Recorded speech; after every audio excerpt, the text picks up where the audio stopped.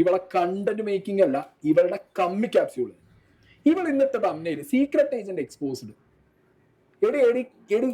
നമ്മുടെ സുനിത ചേച്ചി, നമ്മുടെ റിയാക്ഷൻ വ്ളോഗേഴ്സിന്റെ പ്രസിഡന്റ് ആയിട്ടുള്ള നമ്മളെ സീക്രട്ട് ഏജന്റ് സായിക്കെതിരെ ഒരു വീഡിയോ ഇട്ടിട്ടുണ്ടായിരുന്നു. എല്ലാവരും സായിക്കെതിരെ നല്ല രീതിയിൽ അടിച്ചടിച്ചടിച്ച് അങ്ങ് അണ്ണാക്കി കൊടുക്കുക. കാര്യം എന്ന് വെച്ചാൽ ഒരു കൂട്ടുകാരൻ്റെ വീട്ടിലിങ്ങനെയൊക്കെ സംഭവിക്കുമ്പോഴത്തേക്ക് വീഡിയോ ചെയ്തുകൊണ്ട് ആണ് എല്ലാവരും വിട്ട് ട്രോളന്മാർ. എനിക്ക് തോന്നുന്നു ഫിലിം ഫീൽഡിലുള്ള ആൾക്കാർ വരെ പുള്ളിനെ അറ്റാക്ക് ചെയ്യുന്നതെന്നാണ് പുള്ളി പറയുന്നത്. പിന്നെ നമ്മുടെ ഷഫീന ബീവി അതേപോലെ സുനിത എല്ലാവരും ഇട്ടിട്ട് ചേട്ടനായിട്ട് അടിക്കുകയാണ്. നമ്മൾ ആക്ച്വലി അതിനെപ്പറ്റി വീഡിയോ ഇട്ടിട്ടുണ്ടായിരുന്നു. പിന്നെ കുറേ ആൾക്കാർ വന്നിരുന്നിട്ട് അയ്യോ നമ്മൾ അതിനെപ്പറ്റി സംസാരിക്കത്തില്ല, അതിൻ്റെ തമ്മിൽ വെക്കത്തില്ല, അതിൻ്റെ ഒരു ക്യാപ്ഷൻ കൊടുക്കത്തില്ല എന്നൊക്കെ പറയുന്നുണ്ടായിരുന്നു. ആക്ച്വലി നിങ്ങൾ ചെയ്യുന്ന സെയിം തന്നെയാണ്. എനിക്കതാണ് പറയാനുള്ളത്. കാര്യം നിങ്ങളിങ്ങനെ പറയുമ്പോൾ തന്നെ ആൾക്കാർ നോക്കും ഇതെന്ത് പ്രശ്നം, ആറിനോട് അതുവരെ എന്തായാലും നോക്കും ഇതെന്ത് പ്രശ്നം എന്നുള്ള രീതിയിൽ നോക്കിയിട്ട് സെർച്ച് ചെയ്തിട്ട് നമ്മളെയോ അല്ലെങ്കിൽ ഇവരുടെയൊക്കെ മെയിനായിട്ട് സീക്രട്ട് ഏജൻറ്റിൻ്റെയൊക്കെ തന്നെ ആയിരിക്കും വീഡിയോ കാണുന്നത്. നമ്മൾ ആക്ച്വലി പറഞ്ഞ ആ ഇഷ്യൂ എന്താണെന്നുള്ള കാര്യം പറഞ്ഞു.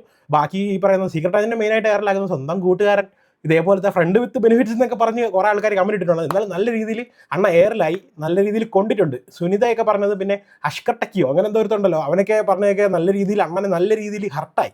ഇതേപോലെയാണെണ്ണ നമ്മൾ വീഡിയോ ചെയ്യുമ്പോൾ ബാക്കിയുള്ളവർക്കും ഇതേപോലെ ഹർട്ടാവും. അപ്പോൾ അങ്ങനെ നല്ല രീതിയിൽ ഹർട്ടായിട്ടൊരു വീഡിയോ ചെയ്തിട്ടുണ്ട്. സുനിത ചേച്ചിനെ കുറിച്ച് അണ്ണൻ എന്തൊക്കെയോ പറയാനുണ്ട്, നമുക്കൊന്ന് കേട്ട് നോക്കാം. പറയണ ദേവദാസി, നീ എന്നെ എക്സ്പോസ് ചെയ്യണമെങ്കിൽ മിനിമം നീ എന്റെ ഏതെങ്കിലും ഒരു കേസ് എടുത്തിട്ട് അങ്ങനെയാണ് ഒരാളെ എക്സ്പോസ് ചെയ്യുന്നത്. അല്ലാതെ ഒരാൾ ചെയ്ത കണ്ടന്റ് എടുത്തു വെച്ചിട്ട് ആ കണ്ടന്റിലൂടെയാണോ നീ എക്സ്പോസ് ചെയ്തു എന്ന് പറയുന്നത്? ഇത് സർവ്വസാധാരണ ഉണ്ടായി. നമ്മളൊരു കാര്യം ഒരാളെ പറ്റി ഇങ്ങനെ പറയുമ്പോഴത്തേക്ക് അവർ അപ്പം തന്നെ തിരിച്ച് ചെയ്യണമെന്നില്ല. സോ അപ്പം തന്നെ തിരിച്ച് ചെയ്ത് കഴിഞ്ഞാൽ ചുമ്മാ നമ്മളെ പറഞ്ഞുകൊണ്ട് തിരിച്ച് പറഞ്ഞതാവും. പക്ഷേ ഇങ്ങനെ വെയിറ്റ് ചെയ്യും. ഇങ്ങനെ അറിയില്ലേ, പക ഇങ്ങനെ മനസ്സിൽ ഇങ്ങനെ ഇട്ടേക്കും. ഇട്ടിട്ട് നിന്നിട്ട് തിരിച്ചടിക്കാൻ പറ്റിയ ഒരു അവസരം എപ്പോഴെങ്കിലും വരും. മനുഷ്യനല്ലേ, എപ്പോഴെങ്കിലും ഒരു അവസരം ഉണ്ടാവും. പക്ഷെ ആ അവസരം ഉണ്ടാകുമ്പോഴാണ് കറക്റ്റ് അടി കൊടുത്തു കഴിഞ്ഞാൽ അത് കേൾക്കും. അതാണ് ഇപ്പം അവിടെ ബാക്കി എല്ലാവരും ചെയ്ത് കറക്റ്റ് സാധനം അതാണ്. ആണോടി, നിന്റെ മാനിപ്പുലേഷൻ ആണ് ഞാൻ എക്സ്പോസ് ചെയ്തത്. മാധവ് സുരേഷിനെ അടക്കം ഒരു സാധനം എടുത്തു വെച്ച് ആടിനെ പട്ടിയാക്കുന്ന രീതിയിലുള്ള നിന്റെ കമ്മിത്തരം. പിന്നെ കമ്മിയാളുകൾ അധികം വിശ്വസിക്കൊന്നും വേണ്ട. ഇവിടെ നിങ്ങളുടെ വീഡിയോയിൽ പറഞ്ഞാൽ അറിയോ, ഞാൻ ആളുകളെ വിളിച്ച് സംസാരിക്കും. എന്തേ സുനിതയെ ഞാനും ഈ തമ്മിൽ വിളിച്ച് സംസാരിച്ചിട്ടില്ലേ? മുതുകാട് വിഷയത്തിൽ ഞാനും ഈ സംസാരിക്കുമ്പോൾ ഇതേ കമ്മികളുടെ ആദരണീയ നേതാവായ സ്ത്രീയെ കുറിച്ചും മകനെ കുറിച്ചൊക്കെ ഇങ്ങനെ പറഞ്ഞിട്ടില്ലേ? എടി വേടല്ലേ, എടി മോളെ, നീ ഏത് രീതിയിലുള്ള കുത്തിത്തിരിപ്പാന്നുള്ളത് നിന്നോട് സംസാരിക്കുന്നവർക്ക് വളരെ വ്യക്തമായിട്ട് മനസ്സിലായതാണ്. കാലങ്ങൾക്ക് മുന്നേ നീ നാട്ടിലുള്ളപ്പോ നീ ആ പണി എടുത്തിരുന്ന ടൈമിൽ, കുത്തിത്തിരിപ്പ് പണി എടുത്തിരുന്ന ടൈമിൽ.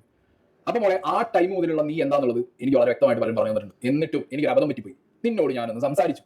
ഓക്കെ, പിന്നെ ഞാൻ സംസാരിക്കുന്ന ഒരു പ്രശ്നമുണ്ട്. ഞാൻ ആദ്യം തന്നെ ഇനീഷ്യലി കുറച്ച് നേരത്തെ സംസാരത്തിൽ ചിലർ ട്രസ്റ്റ് ചെയ്യും. അങ്ങനെ ഇവിടെ ഒന്ന് ട്രസ്റ്റ് ചെയ്ത് പോയി.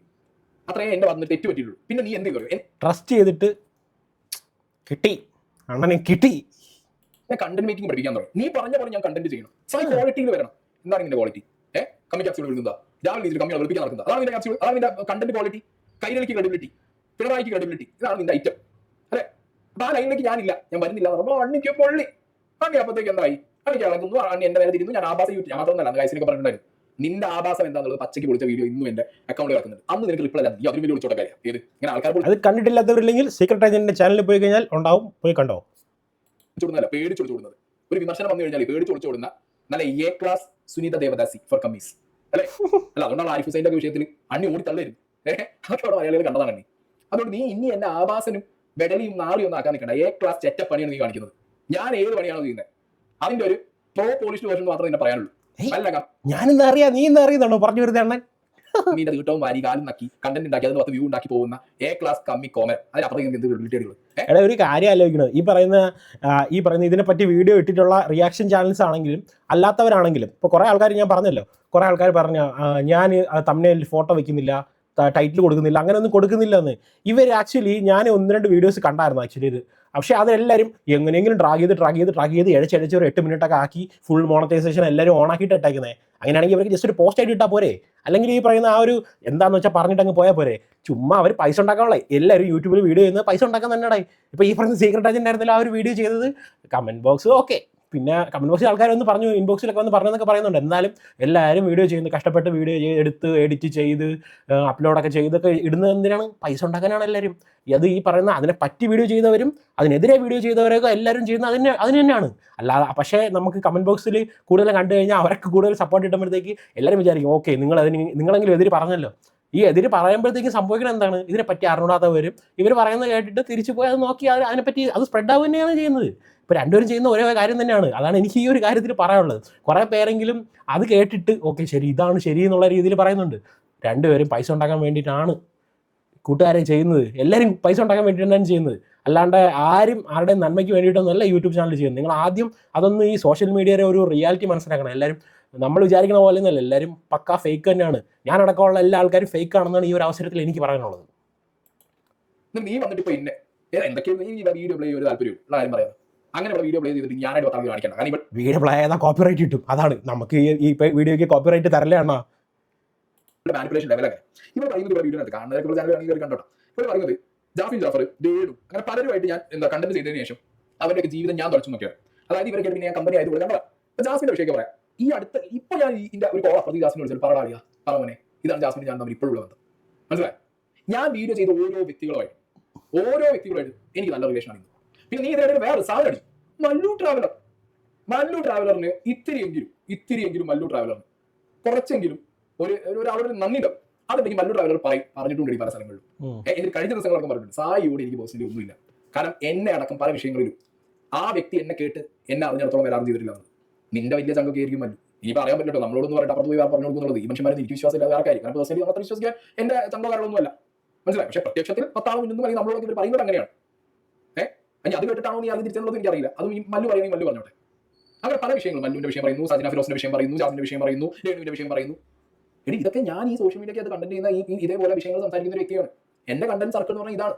അത് ഞാൻ വളരെ വൃത്തിയായിട്ട് ചെയ്യുന്നുണ്ട്. നിന്നെ പോലെ കമ്മിക്കാച്ചുകൾ കമ്മിയായിട്ട് ചെയ്ത് വിളിച്ച് രാവിലെ നീച്ചാൽ കഴിഞ്ഞാൽ മനുഷ്യനാണ്. അതിനോട് 100% ഞാൻ യോജിക്കുന്നു. അങ്ങനെ സംസാരത്തിൽ നിന്റെ ബാക്കിയുണ്ട്. മനസ്സിലായോ? ആ ഒരു ദേവദാസി അയച്ചു നിനക്കുണ്ട്. അതുകൊണ്ട് നീ അത് കയ്യിൽ വെച്ചാൽ മതി. അത് ഇനി അധികം എടുത്ത് ഇറക്കണ്ട. മനസ്സിലായോ? ഞാനൊരു ലൈൻ ഓഫ് റെസ്പെക്ട് കീപ്പ് ചെയ്തിട്ടാണ് പലപ്പോഴും പലരോടും സംസാരിക്കുക. നിന്നോടൊന്നും ഒരു പുല്ലും ചുക്കും ചുണ്ണാമിന്റെ ആവശ്യമില്ല എന്നുള്ളത് ഇന്നും മുതൽ ഞാനത് വിടുക. ഇനി നിനക്കൊക്കെ റിപ്ലൈ എങ്ങനെയായിരിക്കും? മനസ്സിലായോ? കാരണം ഞാൻ നോക്കുമ്പോൾ നീയൊക്കെ വലിയ സംഭവം ഞാൻ എന്തോ വലിയ വിടലായിട്ടാണ് നീ പോർട്രേറ്റ് ചെയ്യുന്നത്. നീയൊക്കെ ഏത് എ ക്ലാസ് കുത്തിരിപ്പാണ്. നമ്മളെല്ലാരും വിടലയാ. മലയാളികളായിട്ടുള്ള ജനങ്ങൾ നിന്റെയൊക്കെ വീഡിയോ വർഷങ്ങളായിട്ട് കാണുന്നവർക്ക് അറിയാം. മനസ്സിലായില്ലേ? ഇനി അതിന് നീ എന്നെ ആവാസന കുത്തിരിപ്പാക്കണ്ട. ഈ ഒരൊറ്റ ഞാനും ഒരു വിടല, നീ ഒരു വിടല, നമ്മളെല്ലാരും ഒരു വിടല. ഇത് എത്ര കുത്തിരിപ്പാന്നുള്ള മലയാളം പറഞ്ഞതാ പല വിഷയങ്ങളിലും. ഓക്കെ, അതുകൊണ്ട് സ്വയം അങ്ങോട്ട് കുളിച്ച് നന്നാണ് സീക്രട്ട് ഏജന്റ് ഡിറ്റർജന്റ് ആക്കാൻ നിൽക്കേണ്ട സുനിത ദേവദാസി. നീ അതിലൊന്നും അറിയാം. നിന്റെ നാട്ടം മാറ്റാൻ സീക്രട്ട് ഏജന്റ് പറഞ്ഞ ഡിറ്റർജന്റ് നിനക്ക് പറ്റില്ല. നിനക്ക് അതിൽ കൂടിയ ഡിറ്റർജന്റ് നീ കൊണ്ടുപോകാം. ഇന്നലെ കുടിച്ചു അപ്പൊ നിന്റെ നാട്ടം മാറും. മനസ്സിലായില്ലേ? ഇനി നിനക്ക് ഈ പറഞ്ഞ ഞാൻ കണ്ടന്റ് ചെയ്ത് വിഷമിച്ചതാണെങ്കിൽ ഞാനൊരു കണ്ടന്റ് ചെയ്യുമ്പോൾ എങ്ങനെ ചെയ്യാറ്? എന്തിനാണ് ആളുകൾ വിളിക്കുന്നത്? ആളുകൾ എന്നെ വിളിക്കുന്നത് നിങ്ങൾ ചിന്തിച്ചിട്ടുണ്ടോ? എന്നെ വിളിക്കാൻ പറ്റുന്നത് കൊണ്ട്, ഞാൻ റീച്ചബിൾ ആയതുകൊണ്ട്, ഞാൻ ഫോൺ എടുക്കുന്നത് കൊണ്ട്, ഞാൻ സംസാരിക്കുന്നത് കൊണ്ട്, എന്നിട്ട് പോലും പല പേഴ്സണൽ കാര്യങ്ങളും പല പേഴ്സണൽ വിഷയങ്ങളും ഞാനായിട്ട് പുറത്ത് പറയരുത്, ചെയ്യരുത് എന്ന് പറഞ്ഞു ഒതുക്കി തീർത്തിട്ടേ. അത് എനിക്ക് ഉറപ്പാണ്. മനസ്സിലായി? ആ വലിയ മനസ്സ് നിങ്ങൾ കാണാതെ പോകരുത്.